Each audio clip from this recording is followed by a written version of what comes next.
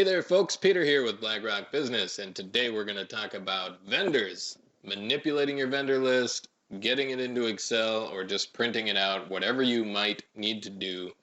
Either you or your employees need to update your vendor list, validate your vendor list, or get certain information about your vendors. We're going to cover that right now. But first, I would like you to click the link below to jump over to QuickBooks Point of Sale Facebook group on Facebook. It's a community of like-minded point of sale users, and myself, we're in there.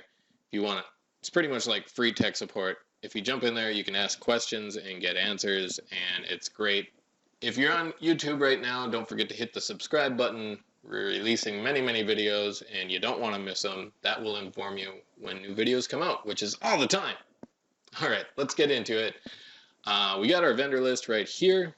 You can click on that if you'd like, and you can get into your vendor list and see different information about your vendors. We're going to talk about a few things here. If you want to straight up just jump straight to Excel, you can go on the I want to menu and export to Excel. I should mention that you can actually select different vendors, just specific ones that you want to get to Excel. So right here it says selected vendors. Of course, we got all vendors down here, or we have all the displayed vendors down here. So if you have a filter applied, I'm going to back up 1 minute here. If you have a filter applied right here, you can create a filter for only certain vendors with different criteria, or all vendors. So if you have a filter applied up here, then on the I want to export to Excel, you can choose just the displayed ones according to that filter. And then the first selection here, like I said, if you just want this one, and by the way, I'm hitting Control on the keyboard to separately select a few. So you hold Control and just click on the ones you want. And then, like I said, choosing number 1 here, just the selected vendors, we got just 3. Just this, this, and this.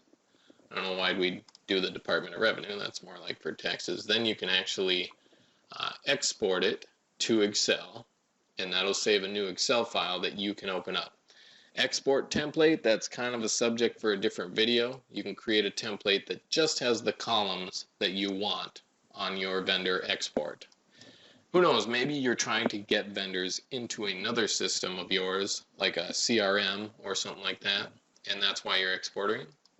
Otherwise, the other way to take a look at the vendor list and get it to Excel with maybe a little less steps, a little fewer steps, is you can go on either I want to and run a report for the vendors list or vendor summary, or you can also do the same thing by going to reports and purchasing in the vendor list. So if we do that, it brings us into the report center, and here we have our vendor list. Using the modify button here, you can pare this down with criteria once again. And using the modify button, you can also rearrange or get rid of or add different columns, which might be helpful. You only want the information you want, right? Don't need all this extra garbage.